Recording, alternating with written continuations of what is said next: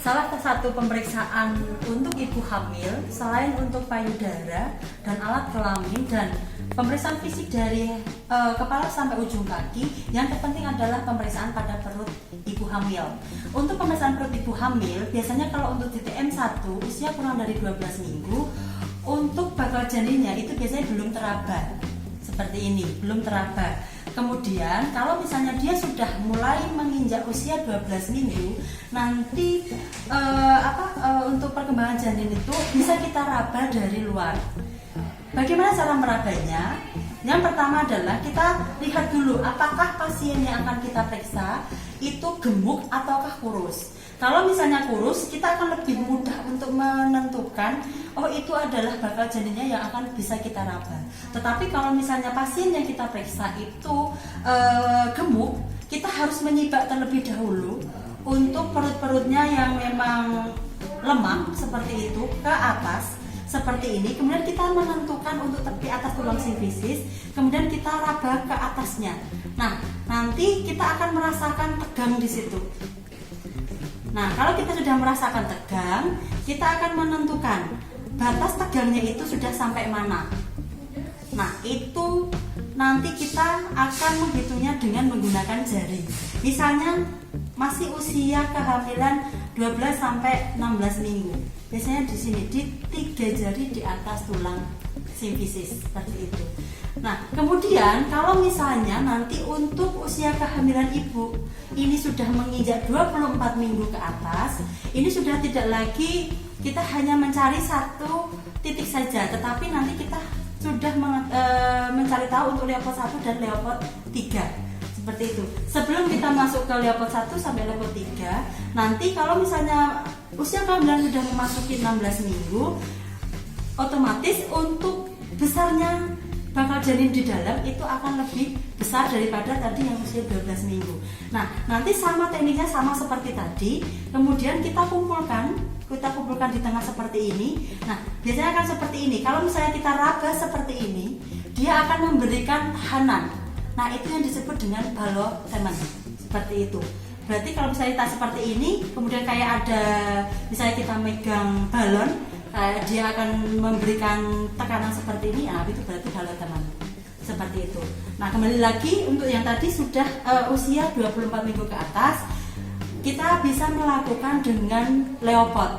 Leopard untuk usia sebelum masuk panggul sebelum masuk pintu atas panggul itu hanya bisa dilakukan untuk Leopard 1, 2, dan 3. Tetapi kalau nanti sudah masuk pintu atas panggul, berarti kita harus melanjutkan sampai Leopard keempat.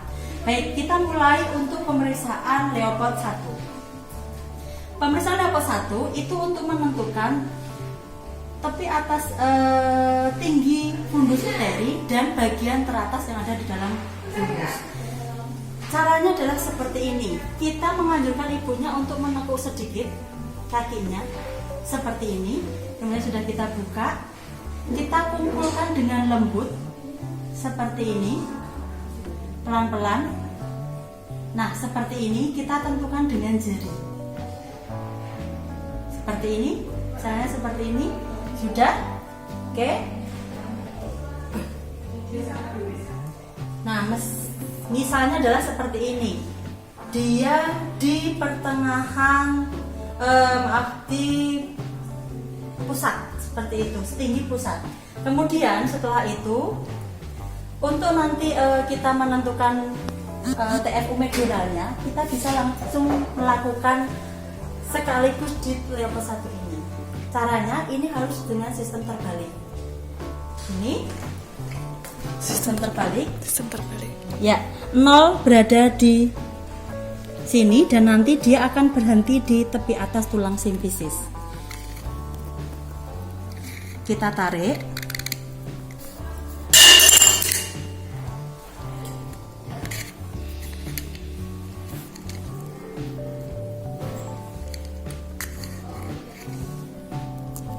Ya, misalnya kita tentukan tulang simfisisnya adalah di sini.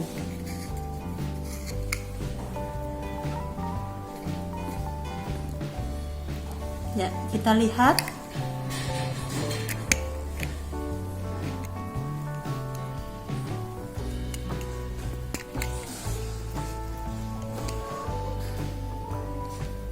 Untuk hasilnya adalah 18 cm. Seperti ini. Nah, kemudian setelah kita tahu untuk tinggi fundus uterinya, kemudian kita melakukan perabaan untuk menentukan bagian yang ada dalam fundus. Dengan cara seperti ini, pelan-pelan.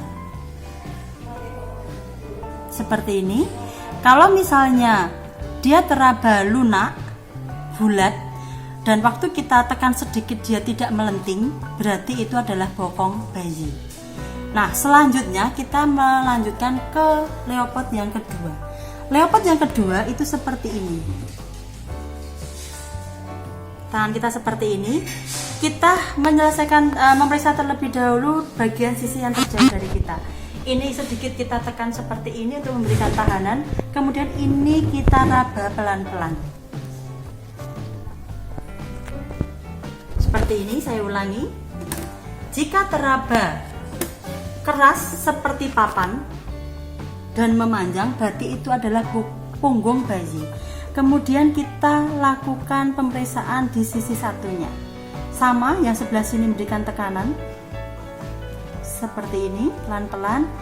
Jika teraba bagian terkecil kecil-kecil dan putus-putus, berarti ini adalah ekstremitas janin.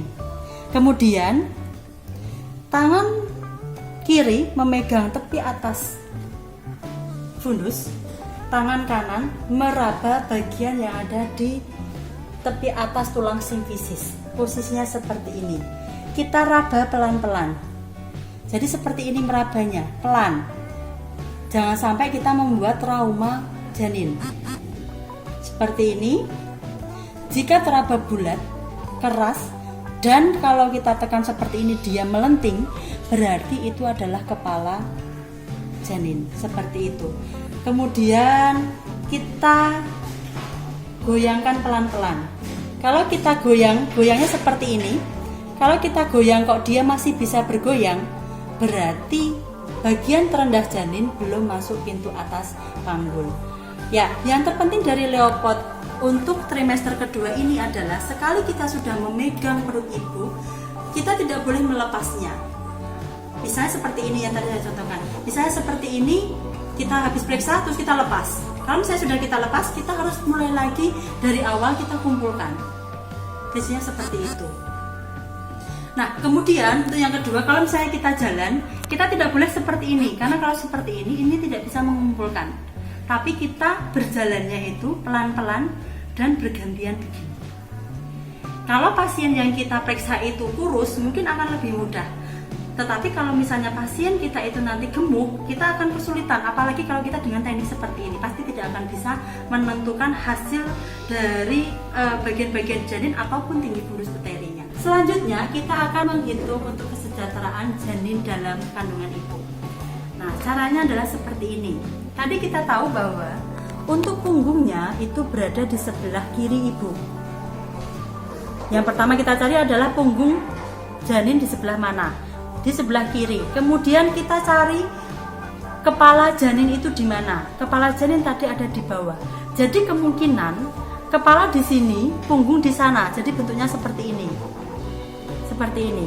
Nah, kemungkinan untuk detak jantung janin yang paling jelas terdengar atau yang disebut dengan punktum maksimum itu ada di sebelah sini. Ya, sepertiga dari bagian terendah janin yang kepala tadi itu. Di bagian kiri bawah pusat. Jadi di sebelah sini yang kita akan dengarkan. Nah, prinsipnya adalah seperti ini. Ini tidak boleh kita pegangi dan tidak boleh terkena jilbab kita atau baju kita. Kemudian tangan kanan kita itu memegang nadi ibu. Dan tangan kiri kita menghitung selama 1 menit penuh. Seperti itu. Untuk normalnya adalah 120 sampai 100. Nah, kalau sudah selesai, kita rapikan pasien.